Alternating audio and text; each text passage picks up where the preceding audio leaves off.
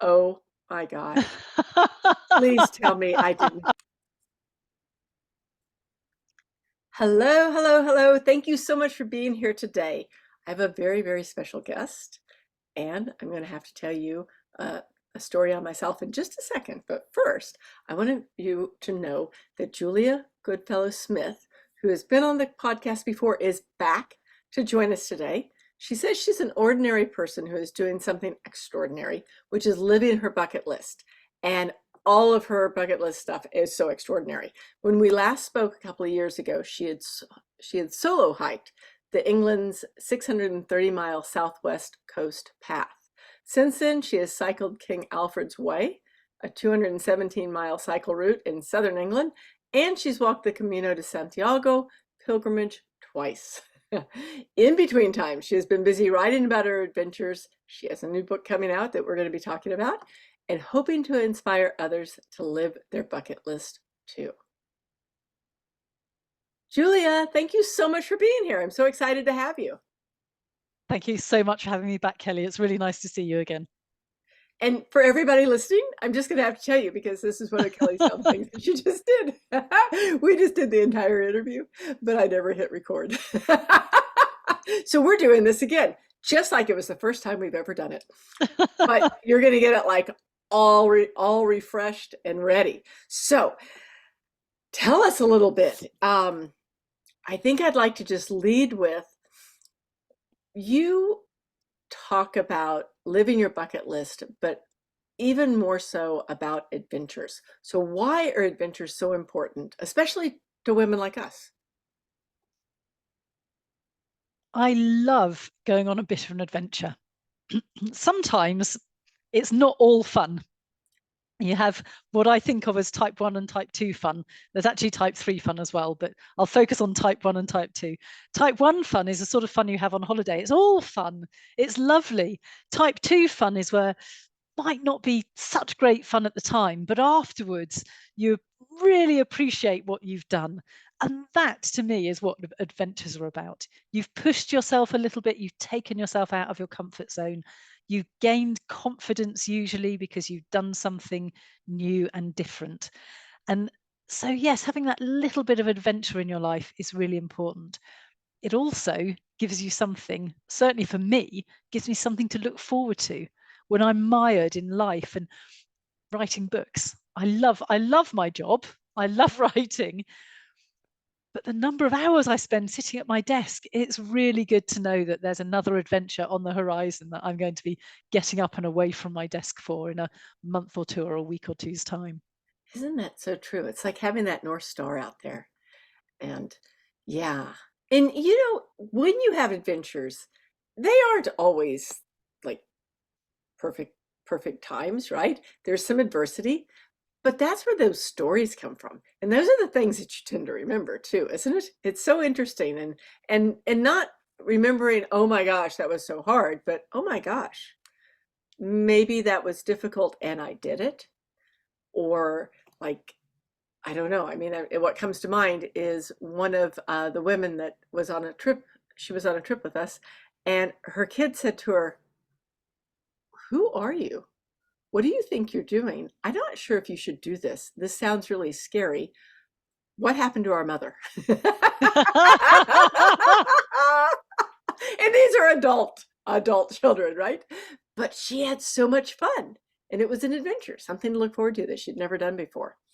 I think that's something to be really careful about, actually. People around you can Mm, often, they often have your best interests at heart. They don't want you to get hurt. They don't want you to do scary things. And when I first started solo walking and walked the Southwest Coast Path, I was terrified about the fact that I was going to be walking on my own as a woman, because from the moment you're born, almost oh people gosh, are, right? are wrapping you up in cotton wool. Oh, my dad'll walk you home, or get a taxi. It's not safe to walk, and you have this drummed into you all through your life. And in actual fact, sometimes you just have to challenge those those ideas about what is and isn't safe and sensible to do, and just get out there and do it. So when people do say that to you, and take it that they're being kind. They're not trying to hold you back, but sometimes you just need to disagree with them and say, I'll take my chances. Right? That's so true. And it's almost like maybe, there's red flags. Maybe that's a green flag. It's like when someone says, "Oh, do you think that's a good idea?" You should be thinking, "Yes." Yeah, hey, yes. If that sounds like a bad idea, I'm all in. Oh, so we have so many things to talk about, and we've had so many things we just talked about. So I just want to share one thing. So last time you were on was a couple of years ago, and several of my women who I work with one on one listened to the podcast, and they all commented on how much they got out of the podcast, your book, everything you shared. One of the women went on to say that she had created a vision board because she had in her mind that she wanted to do adventures, but she really, it was kind of like this vague thing out here. So she created this adventure or this vision board, and in it she said, "I climb mountains," I think is what it was. I do mountains. And there's a picture of her stick figure on the top of a mountain.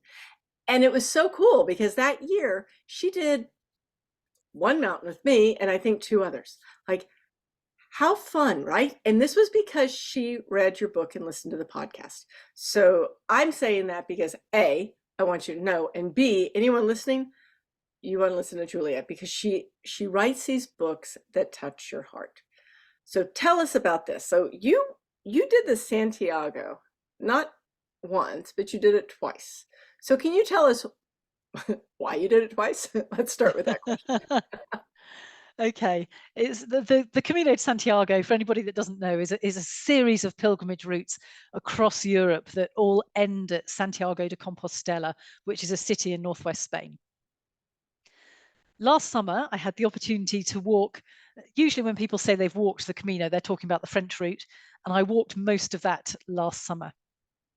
The reason I did that is quite a long story. I won't tell you the whole thing, but it started off with a friend of mine, Hazel, who walked it maybe 7 years ago when I first met her, and she disappeared for 5 weeks. Oh, wow. Wow. I'd never met anybody before who walked for 5 weeks at a time. And I'd never met a woman before who would go off hiking on their own. And this really started cogs whirring in my brain about solo adventures. And that's one of the reasons that I walked the Southwest Coast Path when I did.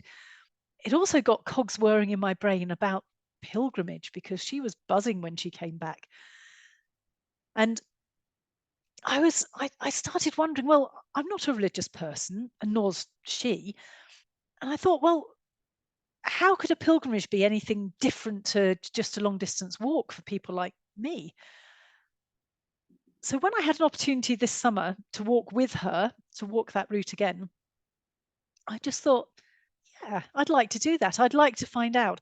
So I walked it with a completely open mind to think about or to experience a pilgrimage and to find out whether it would be any different for me than another long distance walk. So I did that in the summer. My husband was a little bit jealous.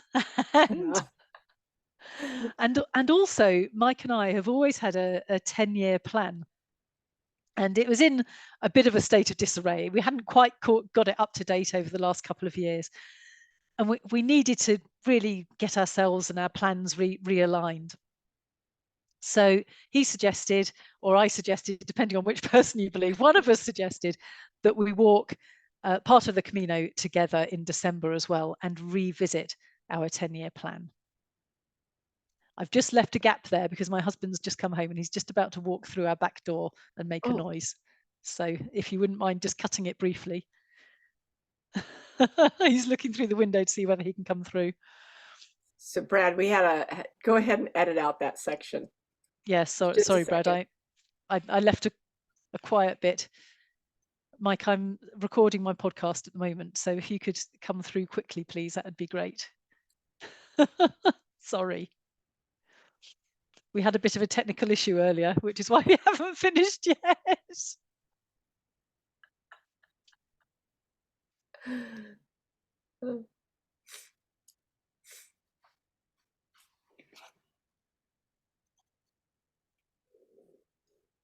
See you in a few minutes, half an hour or so probably. Thank you.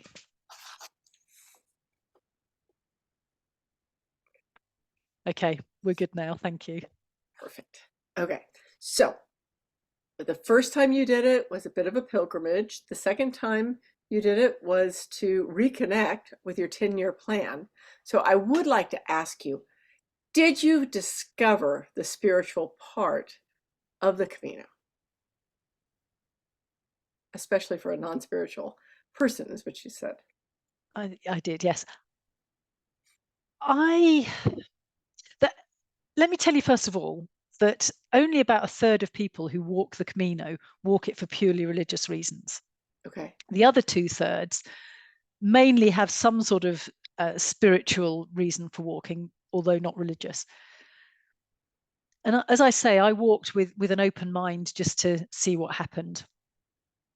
There are lots of little cues along the way to, if you have got an open mind, to get you thinking about things.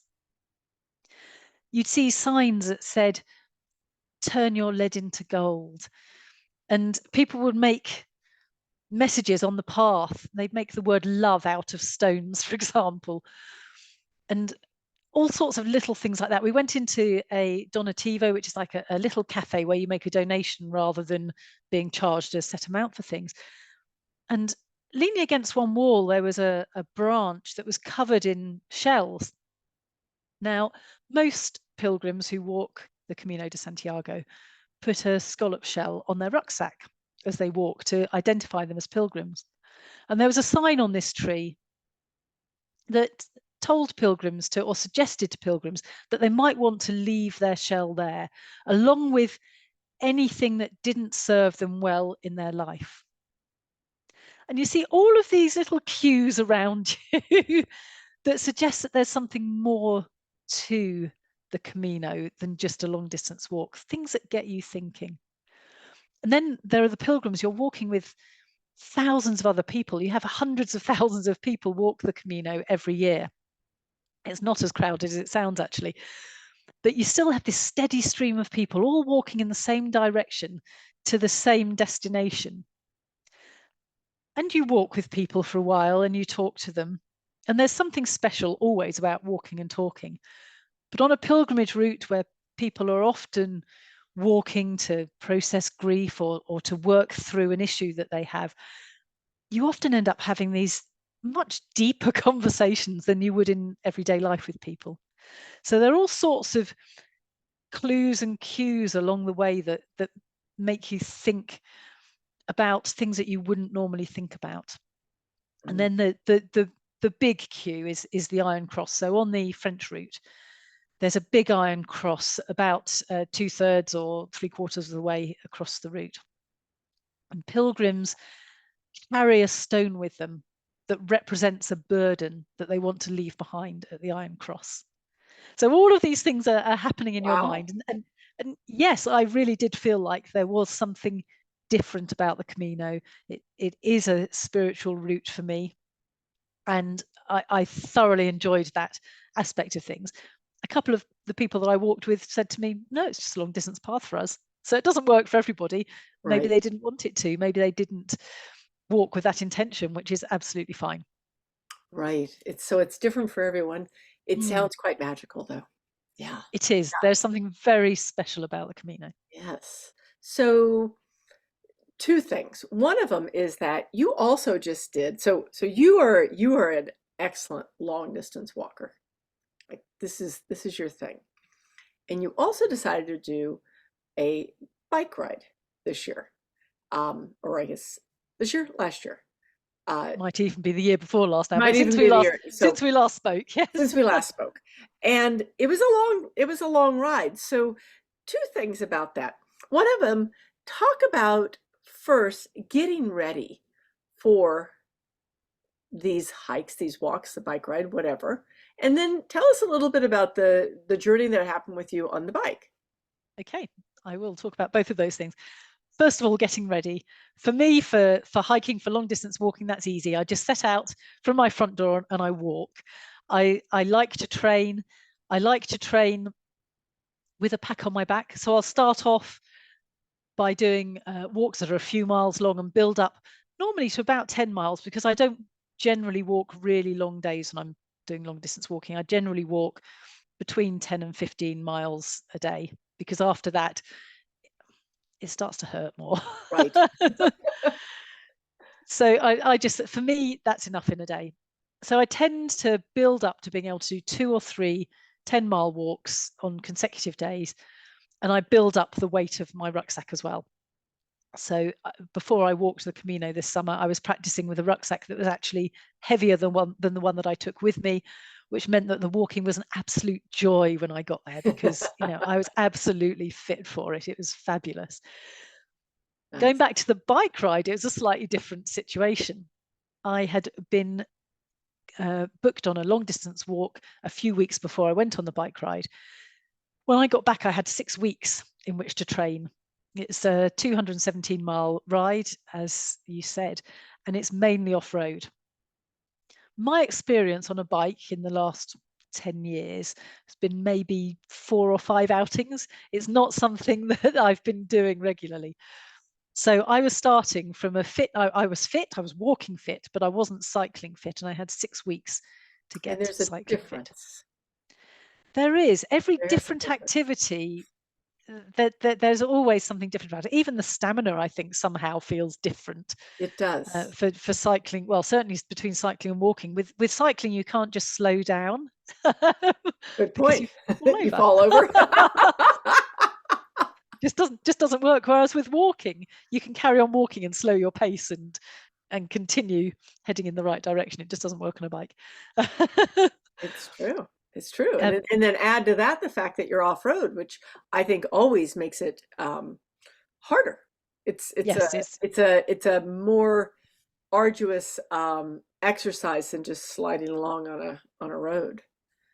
I think it's more arduous, as you said, partly because the cycling because the surface is loose and what have you, but also it's more technical. You have to concentrate more. Right. If you're on a quiet road, I realize it might not be quite the same on a busy road, but on a quiet road, you can relax and you don't have to think too much about where your tires are, as long as you're on the road, and you can look around you and you can just enjoy it. Whereas off-road cycling, you're always looking for holes and stones to avoid, and it is that much more mentally as well as physically arduous to do. It's true. Yeah. To train for it, I took a three-pronged approach. First of all, my friend Alison, who I was cycling with, she's a super fit mountain biker, and she said that something that really improved her cycling fitness was to go to spinning classes. So I did that. I went to spinning classes. I hated it. The Oh, first few classes I oh, went to, I oh. just thought, oh my goodness, what am I You're doing? you're tough.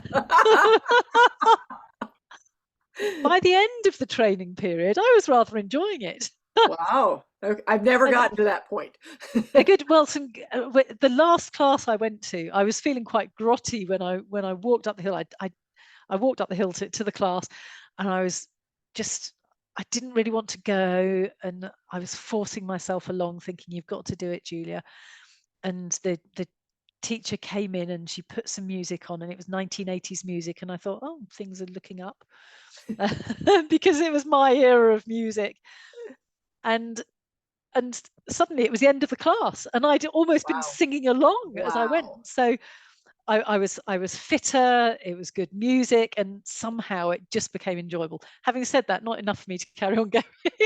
But anyway, I did that. So I trained on a static bike at spinning classes. And on a normal bike, I figured that there were 2 key skills or things that I needed to train for. One was the off-road cycling up and down hills. So I did that on some local hills with gravelly surface, which is what it was likely to be like. But I wasn't fit enough to cycle for very long on those hills at a time, and I knew that I was going to have long cycling days.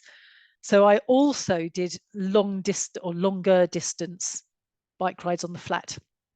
We have canals here in the UK that have they're called tow paths, that the horses used to tow boats along, All right. alongside all of our canals, and you're allowed to cycle along them. So I would cycle along a canal. It's pretty easy cycling. Again, you don't have to concentrate technically too much, but it got my body used to sitting at the angle you sit at on a bike. And I found that at first I got shooting pains up my arms and across the back of my shoulders. And my friend Ali said to me, Julie, you need to relax, sit more upright. Don't just slump over your bike, and relax your arms a bit. And these are the things that I learned, the practicalities of cycling and getting my body cycle fit before going on the long trip. That's great because, if you think about it, e- even though you're already an athlete, when you switch your athletic venue or whatever you want to call it, it's different. It Just like, is. right? Like, when you're tight, when you're holding on tight to your bike, those forearms get sore, everything gets sore.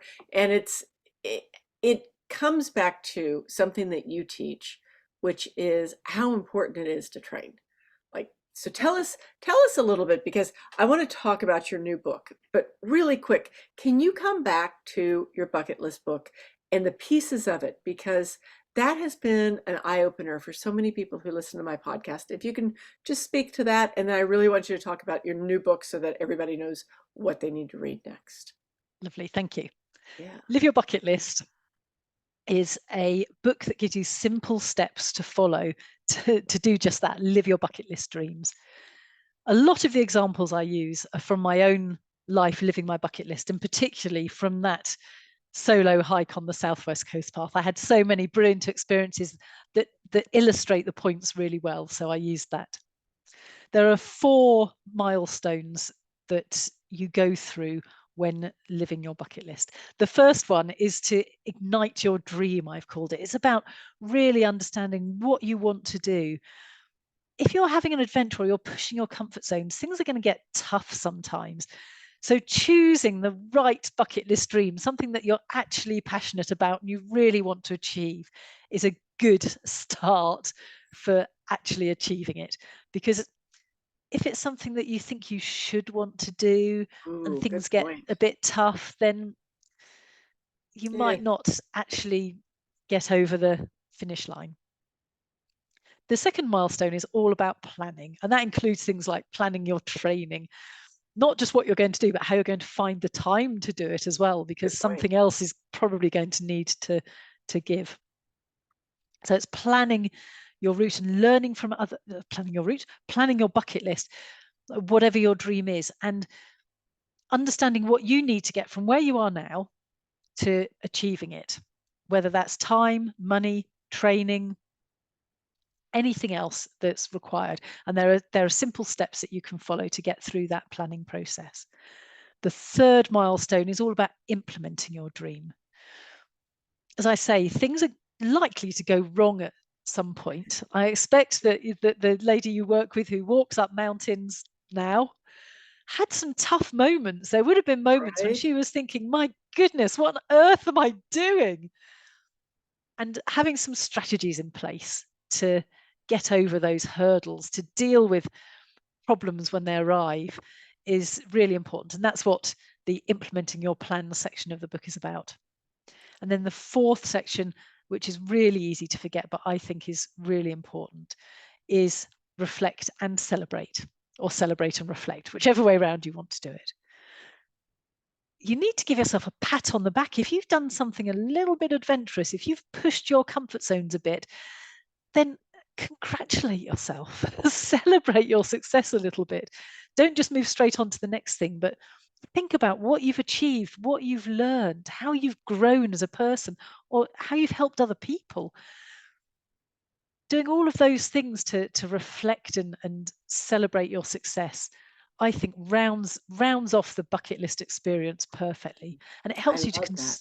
consolidate your memories as Yeah. well. Yeah. And then 'Cause of course you go back to the beginning, start right. again. Well, yeah, start right over and get the next Yeah. list.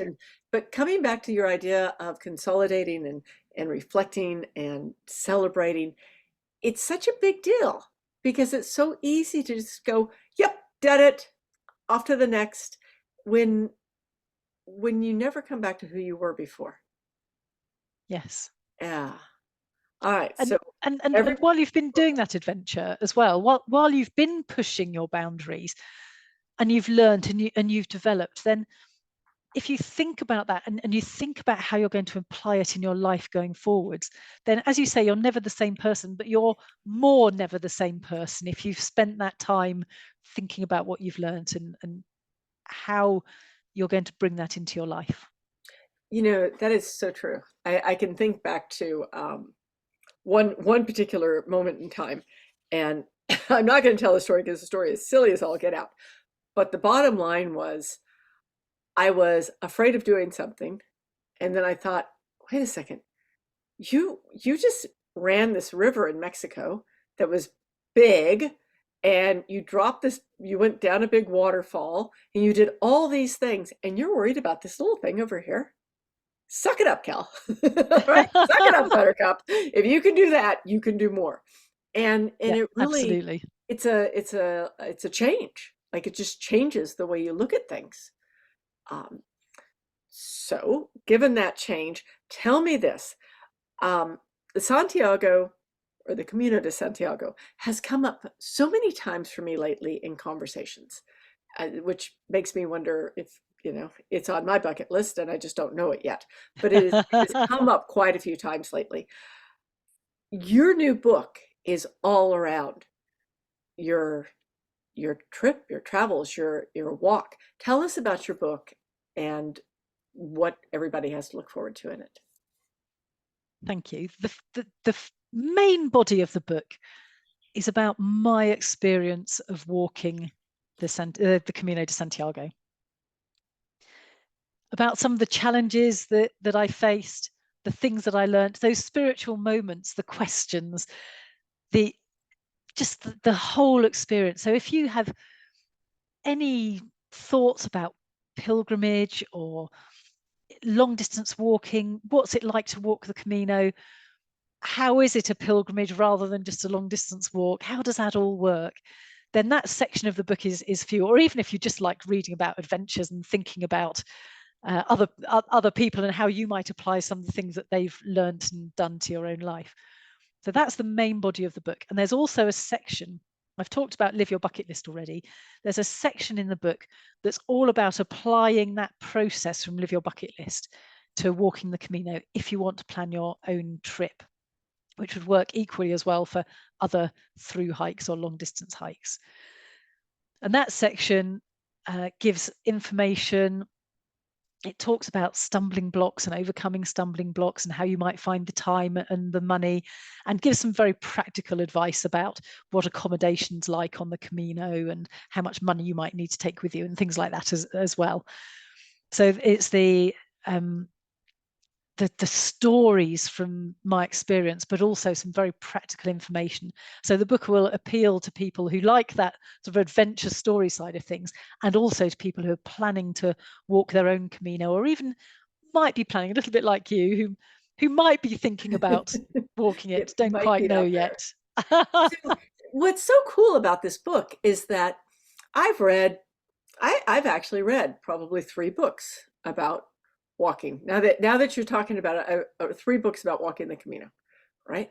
I have never seen somebody pull together the idea of doing it and the idea of how to do it. Like, how to do it is a little bit of a mystery to a lot of people.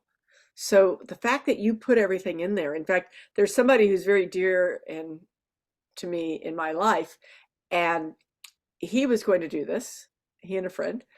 I think they went like 3 days, and they were like, what what did we get into? They had no idea. And they had no idea about the accommodations. They had no idea about, the food. And it was just outside of their knowledge. And the fact that you pull Well, it all together in this book is so helpful. I'm going to hazard a guess that those people started, the French route starts just in France, and the first thing it does is go up and over the Pyrenees mountains.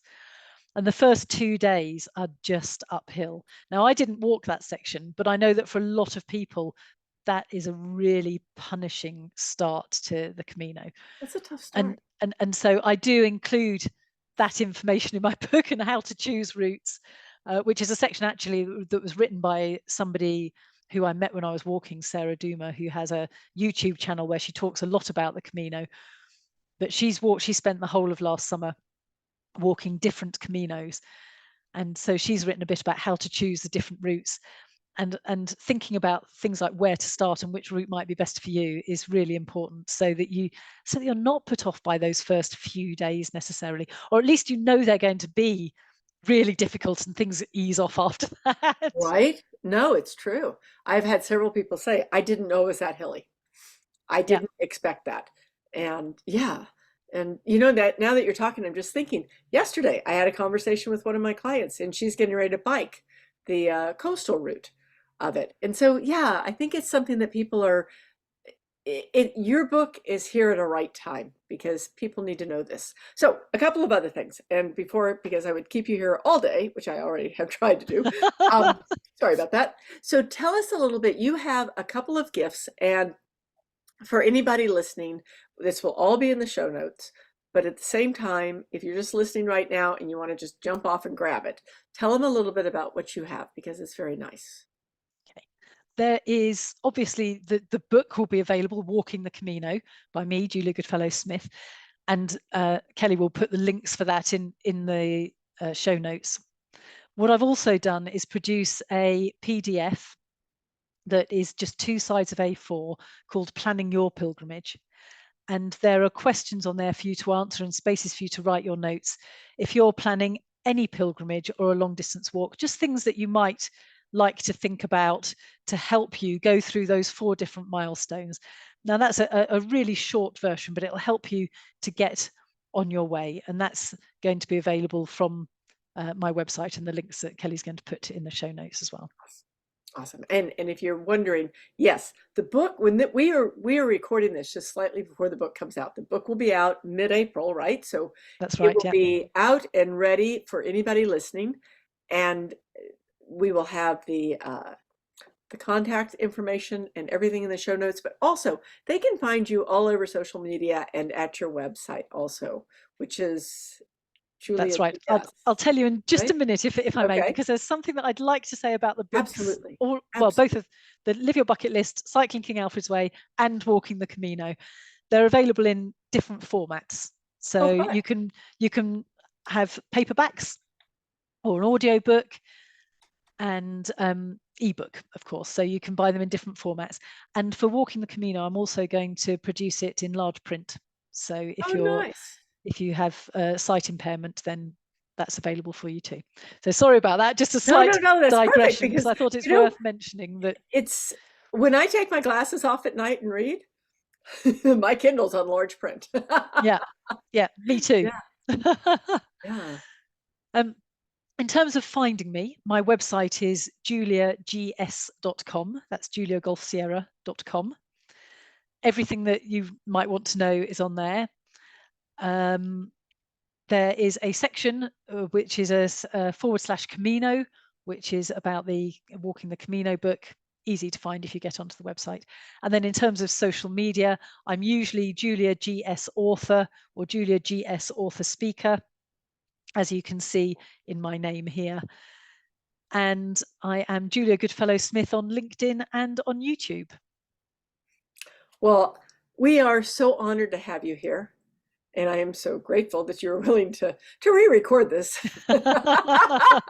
So thank you again for being here. It is so good to connect with you. And everybody listening, I can promise you, you will love, if you haven't read the first book, you're going to love it. And I cannot wait to get my hands on the second book because who knows, maybe I'll see you out there in the not too distant future. So I'm so excited to have you here. Thank you very much. Thank you very much, Kelly. It's been a pleasure.